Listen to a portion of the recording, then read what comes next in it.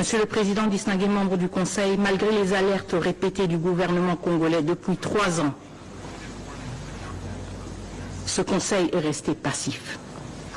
Ce Conseil ne peut se contenter de déclarations de préoccupation ou de rester simplement saisi de la question.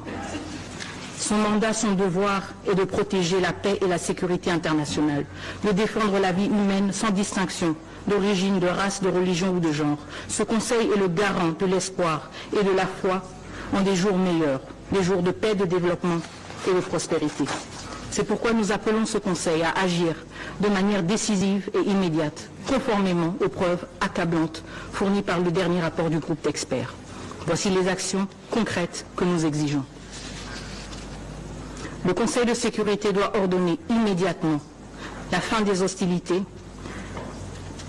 par le Rwanda et exiger le retrait immédiat des troupes rwandaises présentes sur le territoire congolais.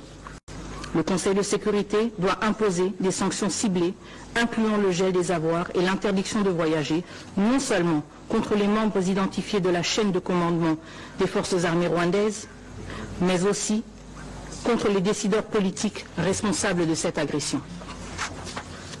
Le Conseil de sécurité doit imposer un embargo total sur les exportations de tous les minerais étiquetés comme rwandais, en particulier le coltan et l'or, afin de mettre fin à l'exploitation illégale des ressources naturelles de la République démocratique du Congo.